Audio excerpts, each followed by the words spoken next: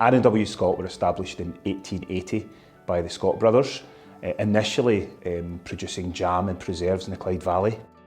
We're now based in Carluke and we produce ingredients for indulgent treats.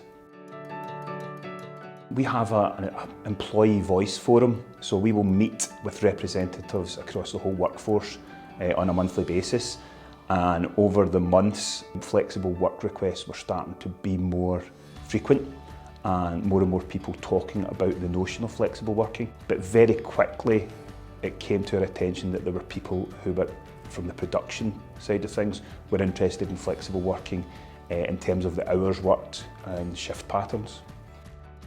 We've got other examples across pretty much every discipline where we've got flexible arrangements in place and we know that it's given us an advantage of holding on to or retaining or attracting really good people to our business.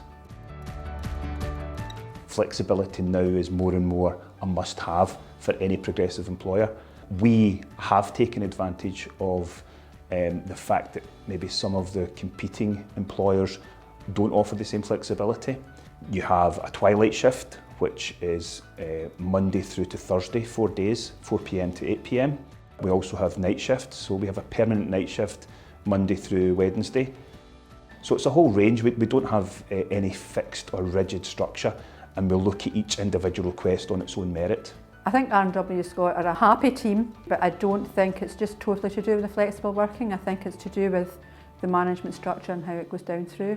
It's respect to everybody at all levels. Well, I've been at R&W Scott now for 23 years. I started in 2000.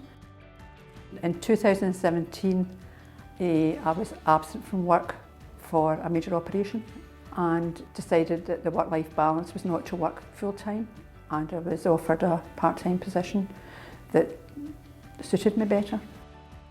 We embraced the living wage movement. We were in fact the first UK manufacturer to embrace living hours, which gives a commitment to the workforce that if they're going to be asked to do overtime or change any working patterns, we'll give them 4 weeks' notice. To ensure that operators know the shift that they're going to be on for as long as possible, the planners plan 4 weeks ahead at the morning meetings, and they never make people do overtime. We're not a company that says you must, we're a company that says can you please. It allows them to say no, that's too stressful or that's too much for me, don't want to do it, and they're not vindicated for that at all. There's people that require or would like to have the work-life balance that once they've done their 36 hours, that's then finished for the week.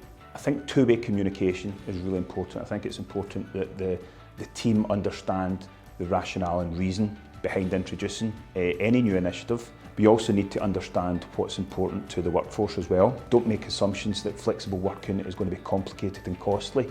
Be open to it and have the conversation.